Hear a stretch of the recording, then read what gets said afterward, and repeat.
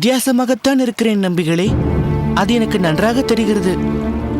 ஒருவேளை இதுவே என் பலவீனமோ என்று கூட நினைக்கிறேன். அது பலமோ பலவீனமோ எதுவாக வேண்டுமானாலும் இருக்கட்டும். நீ எல்லோரை காட்டிலும் வித்தியாசமாக இருக்கிறாய் என்று எதை வைத்து சொல்கிறாய்? என் எண்ணங்களையும் கருத்துக்களையும் ஏனோ அநேகம் பேர் ஏற்றுக்கொள்ள மறுக்கிறார்களே. நானும் மற்றவர்களைப் போல் இருந்தால் அனைவரும் என்னுடன் ஒத்துப்போவார்களே. ஓ, அப்படியா? சரி, உன் கருத்துக்களை ஏற்றுக்கொள்ளாதவர்கள் யார்? அதை நீ யோசித்து பார்த்தாயா? ஏன், என் நண்பர்கள் கூட ஏற்றுக்கொள்வதில்லையே. அவர்களின் முன்னோர்களும் பெற்றோர்களும் கடந்து வந்த வழியிலிருந்து நீ அவர்களை பிறரச் செய்கிறாயோ என்ற பயம். அவர்களாக யோசித்து உன் கருத்துக்களை அவர்கள் எதிர்க்கவில்லை. சொல்லப்போனால் மாற்றி யோசிப்பதே தீது என்று நினைப்பவர்கள் அவர்கள். இப்போது உன் கருத்துக்களை எதிர்க்கும் பெரியவர்களையும் மற்றவர்களையும் எடுத்துக்கொள். உன் கருத்தை சற்றே கூட அலசி பார்க்க அவர்கள் விரும்பவில்லை. உடனடியாக அதை மறுக்கிறார்கள். ஏன் தெரியுமா? இவன் ஒரு சிறுவன், இவனுக்கு என்ன தெரியும் என்ற அலட்சியமும் அகம்பாவமும் கூடிய அவர்களின் போக்கு. இருக்கலாம். இதனாலேயே நான் தனிமைப்படுத்தப்படுகிறேன். சிறுவனான ஒருவன் மனதில் இப்படிப்பட்ட எண்ணங்கள் எழுவது குற்றமா? இதை நான் என் மனதுக்குள்ளேயே மூடி வைத்துக் கொள்ள வேண்டுமா? முன்னோர்களால் ஏற்படுத்தப்பட்ட சில விதிமுறைகள் குறிப்பிட்ட சிலரை பாதிக்கும் போது அதை பார்த்து கொண்டு என்னால் அமைதியாக இருக்க முடியவில்லையே. அந்த பாதிப்பை எப்படியேனும் நீக்க வேண்டும் என்று நான் நினைப்பது தவறா? இதனால் என் பெற்றோர்களும் பாதிக்கப்படுகிறார்களே என்று நினைக்கும் போது எனக்கு விரக்தி மேலிடுகிறது. என்ன மக்கள் இவர்கள் என்று நினைக்க தோன்றுகிறது. உலகத்தையே வெறுக்க தோன்றுகிறது. அப்போது இந்த இயற்கையின் அரவணைப்பு மட்டுமே என்னை சற்று ஆறுதல் படுத்துகிறது. புரிகிறது ராமானுஜா. ஆனால் நீ இந்த விரக்தியிலிருந்து விடுபட வேண்டும். உன் எண்ணங்கள் உயர்ந்தவை. எல்லோரையும் சமமாக பாவிக்கும் பார்வையும், சாதி மத பேதம் இல்லாமல் நலிந்தவர்களுக்கு உடனடியாக உதவிக்கரம் நீட்டும் உன் பரோபகார சிந்தனையும் உன்னை ஒரு உயர்ந்த வைணவனாக காட்டுகின்றன. உன் தொலைநோக்கு பார்வை எனக்கும் உன் பெற்றோருக்கும், ஏன் உன் தாய்மாமன் திருமலை நம்பிகளுக்கும் நன்றாக புரிகிறது. ஆனால் மக்கள் உன் கருத்துக்களை ஏற்றுக்கொள்ள இது மட்டுமே போதாது. மக்கள் என்னை புரிந்து கொள்ள வேண்டும் என்பது என் எண்ணம் அல்ல. என்னை சுற்றி உள்ளவர்கள் என்னை புரிந்து கொண்டாலே போதும் என்றுதான் நான் நினைக்கிறேன். இல்லை ராமானுஜா, மக்கள் உன்னை புரிந்து கொள்ள வேண்டும். யாரடா இவன் என்று உன்னை திரும்பி பார்க்க வேண்டும். உன் உயர்ந்த எண்ணங்கள் அவர்களின் மனதில் புக வேண்டும். ஆனால் இதற்கெல்லாம் தடையாக இருப்பது என்ன தெரியுமா? உன் வயதுதான். என்னையே நீ இதற்கு உதாரணமாக எடுத்துக்கொள்ளலாம். ஒரு காலத்தில் பெற்றோருடனும் கூட பிறந்தவர்களுடனும் இருந்து கொண்டு கோவில் பெருமாள் என்று பக்தியில் திளைத்துக் கொண்டிருந்தேன். பெருமாளுக்கு அவ்வேளையில் நான் எந்த கைங்கரியமும் செய்யவில்லை.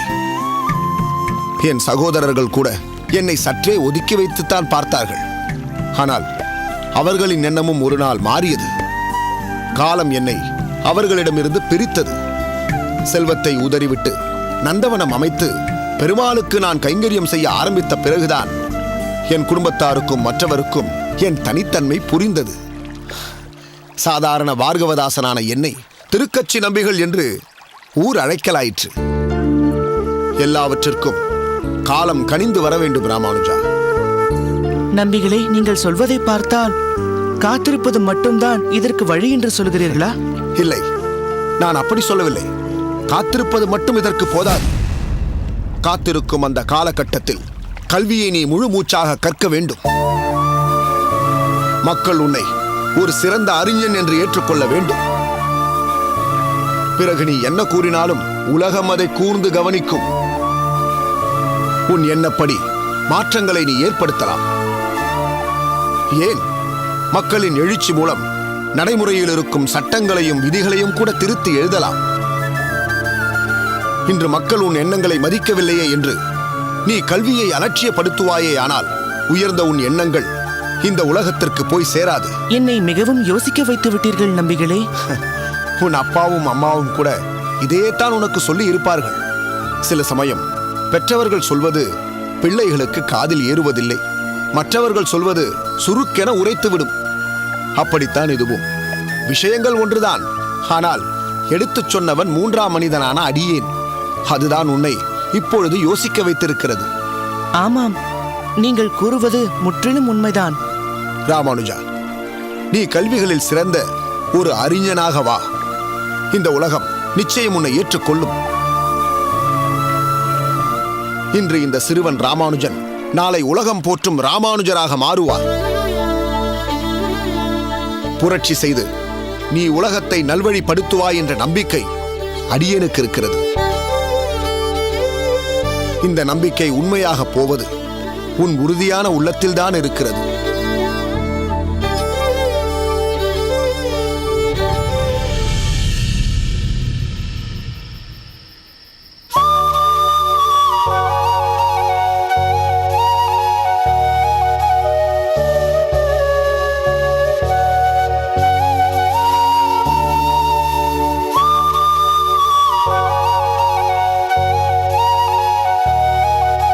நமஸ்காரம். நமஸ்காரம். தாங்கள்? அடியேனின் திருநாமம் பரந்தாமன்.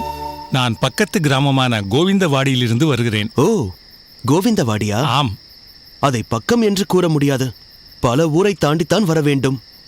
வெகு தூரம் கடந்து இந்த குரதேசம் வந்திருக்கும் தங்களை அடியேன் வரவேற்கிறேன். நல்லது. உன் திருநாமம்? அடியேனின் திருநாமம் ஸ்ரீவத்சாங்கன். அப்படியென்றால் நான் நினைத்தது சரிதான். அதாவது வள்ளல் ராமசோமியாஜியின் திருக்குமாரன் நீ, அப்படித்தானே? ஆம் சுவாமி. அடியேனின் தந்தையை தங்களுக்கு முன்பே தெரியுமா? ஸ்ரீவத்சாங்கா, உன் தந்தையை தெரியாதவர்கள் யார் இருக்க முடியும்? 4 திசைகளிலும் அவரது வள்ளல் குணம் பரவியிருக்கிறதே. தற்போது உன் பரோபகாரம் இந்த கூரத்தின் 8 திக்குகளிலும் பரவியிருக்கிறது. என் தந்தையை புகழ்வதில் அர்த்தம் இருக்கிறது. அடியேனை புகழும் அளவிற்கு பெரிதாய் ஒன்றும் அடியேன் செய்துவிடவில்லையே. உன் தந்தையின் அடக்கமான குணம் அப்படியே உன்னிடமும் குடிகொண்டுள்ளது. அதனால்தான் நீ இப்படி பேசுகிறாய். இந்த கூர தேசத்து எளியவர் ஒருவருக்காக அரசர் வரை தனி ஒருவனாகச் சென்று வாதிட்டு அந்த வறியவரை மீட்டு வந்தாயே, அந்த செயலைத்தான் சுற்றியுள்ள அனைத்து ஊர்களிலும் புகழ்ந்து கொண்டாடுகிறார்கள். அதில் அடியேனின் சாதனை எதுவும் இல்லை. அவ்விஷயத்தில் அடியேனின் பொறுப்பும் கடமையுமே முக்கியமானது. என்னுடைய நடத்தை ஒருவேளை புகழப்பட்டால் அது என் தாய் தந்தையரையே சாரும். அவர்களால் வளர்க்கப்பட்டதால் அந்த பெருமை பரவி இருக்கலாம். உன் கர்வமற்ற பணிவான குணம் புறத்தோற்றத்திலும் பிரதிபலித்து நீ ராமசோமியாஜியின் மகனாகத்தான் இருக்க வேண்டும் என்று என்னை நினைக்க வைத்தது. தன் புகழையும் பெருமையையும் தன் தந்தைக்கே உரித்தாக்கும் மகனை பார்ப்பது அரிதப்பா. அடியேனின் பெருமை கிடக்கட்டும், அதை விடுங்கள். தாங்கள் அமுது செய்து விட்டீர்களா? உன்னிடம் மறைப்பதற்கு ஒன்றுமில்லை. நான் எங்கள் ஊரிலிருந்து வருவதற்கு தாமதமாகிவிட்டது. பெருமாள் சன்னதி தாளிடுவதற்கு முன்பாக நாம் பகவானை, இந்த கேசவனை தரிசித்து விட வேண்டும் என்று கோவிலுக்குள் சென்றேன். பெருமாளையும் நன்கு சேவித்தேன். நான் தரிசனம் முடித்து அன்ன சத்திரத்திற்கு வந்தேன். ஆனால் அதற்குள் அன்ன விநியோகம் முடிக்கப்பட்டு விட்டது. இனி நான் என் ஊருக்கு திரும்புவது கடினம். எனவே இன்று இரவு பொழுதை இந்த கூரத்திலேயே கழித்து நாளை மீண்டும் நம் கேசவனை சேவித்துவிட்டு ஊருக்கு கிளம்பலாம் என்று தீர்மானித்து விட்டேன். என்ன, தாங்கள் இன்னும் அமுது செய்யவில்லையா? கூரம் நகர் வந்த ஒருவர் வயிற்று பசியுடன் பட்டினியாக பெருமானை சேவித்து சென்றார் என்றால் அது அடியனுக்கு மிகுந்த மனவேதனையை அளிக்கும். சந்தானம், சின்னையா, அந்த பழக்கூடையை கொடு. சுவாமி, மன்னிக்க வேண்டும். தற்போதைக்கு இப்பழங்களை ஏற்றுக்கொண்டு பசியாருங்கள். நன்றி அப்பா. இருப்பினும் ஒருவேளை அன்னம் பசித்த நேரத்தில் தங்களுக்கு கிடைக்காமல் போனது அடியேனுக்கு பெரும் வருத்தமே. நீ அதற்காக வருந்த வேண்டாம் அப்பா. நான் நேரத்திற்கு வந்திருக்க வேண்டும். வராதது என் தவறு. அதுதான் பழங்கள் பசியாறுவதற்கு கிடைத்து விட்டனவே. எல்லாம் பெருமாள் திருவுள்ளப்படி நடக்கிறது. சுவாமி, பகவானின் திருவுள்ளம் தன் அடியவர்களை பசியால் வாட்ட வேண்டும் என்று என்றுமே நினைக்காது. தங்கள் மூலம் அடியேனுக்கு ஒரு விஷயத்தை உணர்த்தவே விரும்பியிருக்க வேண்டும் அந்த ஆதிகேசவ பெருமாள். ஸ்ரீவத்சாங்கா, நீ என்ன சொல்கிறாய்? சுவாமி, அந்த பெருமாளே தங்கள் மூலம் அடியேனுக்கு உணர்த்தியிருக்கும் விஷயம் அன்னதானம்.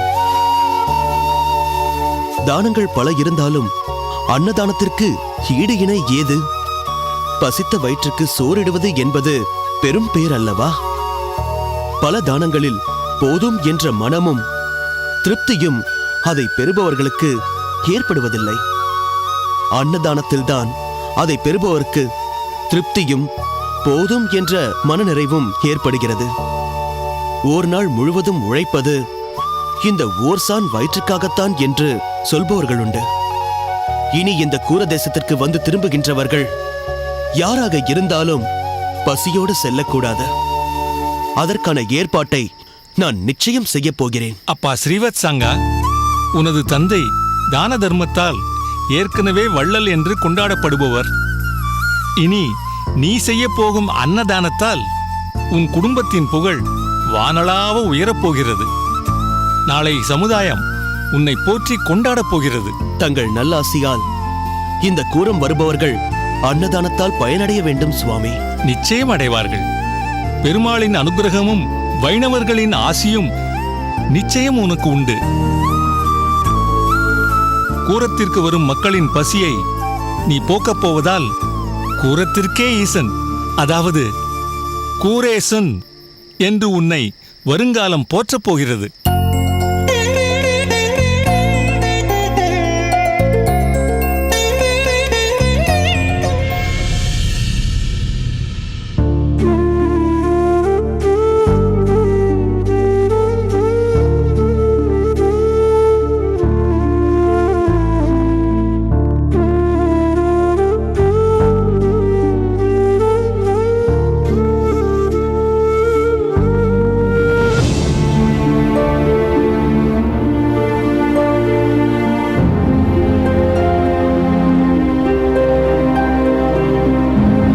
சோமியாஜி,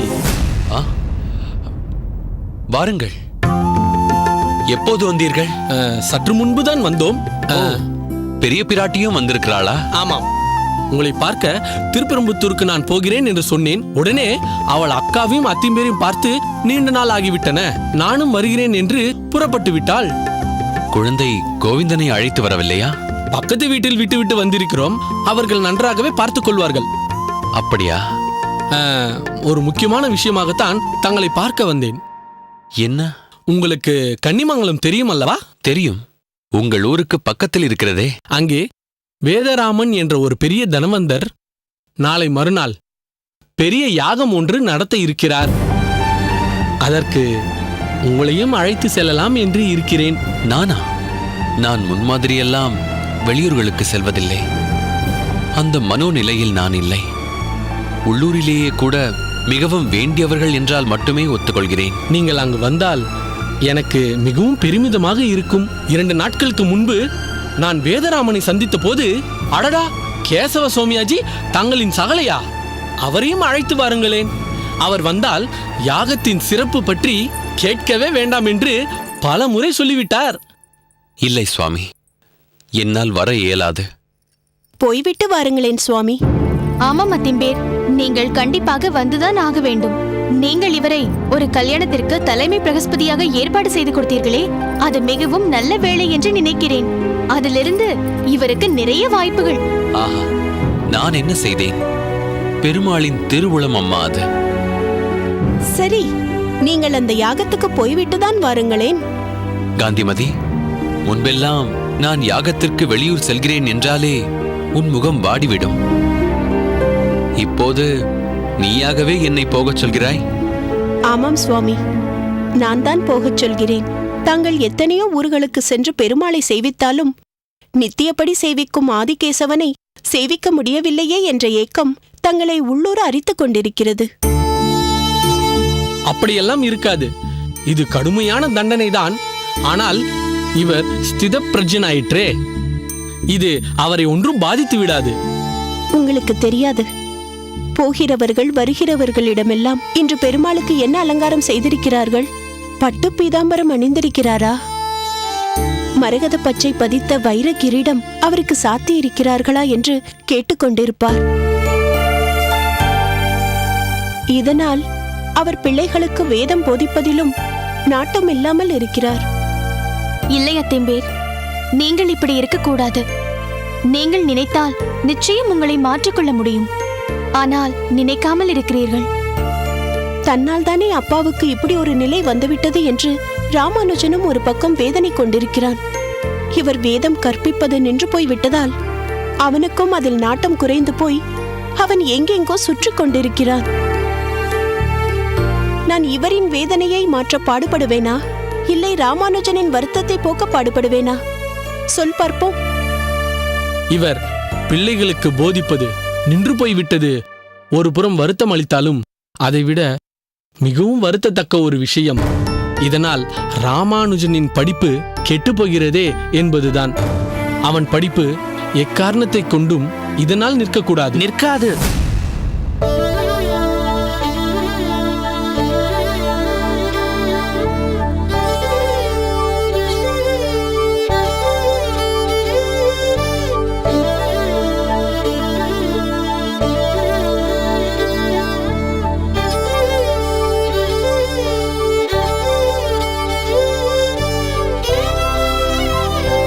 நான் படிக்கப் போகிறேன்.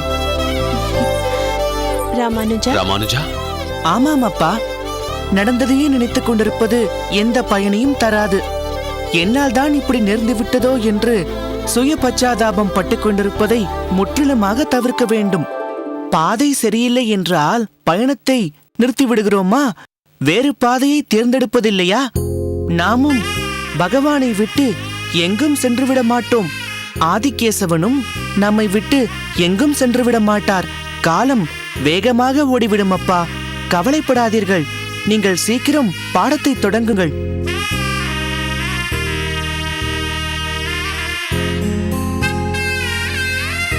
ராமானுஜா, நேற்று வரை இருந்தவனா நீ? எப்படி இந்த திடீர் மாற்றம்? கரைப்பவர் கரைத்தால் கல்லும் கரையும் என்று கேள்விப்பட்டதில்லையா அம்மா? எனக்கும் ஒரு கரைப்பவர் கிடைத்தார். கரைத்தார், கரைந்தேன். அப்பாவை கரைக்க முடியுமா என்று முயல்கிறேன். கரைந்து விட்டேன் ராமானுஜா. உன்னை உற்சாகமாக பார்க்காததினாலேயே நான் உற்சாகம் இழந்திருந்தேனோ என்னவோ. இன்று உன் உற்சாகம் என்னையும் தொற்றிக்கொண்டது. அத்திம்பேர், மீண்டும் இந்த சிரிப்பையும் உற்சாகத்தையும் உங்களிடம் பார்ப்பேனா என்றாகிவிட்டது. ராமானுஜா, நாளையிலிருந்து நான் மீண்டும் வேத பாடங்களை தொடங்கப் போவதாக நம் மாணவர்களிடம் சொல்லிவிடு. ஆகட்டும் அப்பா. ஆஹா, இன்றே வேதராமனை பார்த்து என் சகலை யாகத்துக்கு வருவதாக சொல்லியிருக்கிறார் என்று சொல்லிவிடுகிறேன். அவரும் பூரித்து போவார். என்ன சுவாமி, சொல்லி தட்சணையை வாங்கிவிடவா? சொல்லுங்கள், நிச்சயம் வருகிறேன்.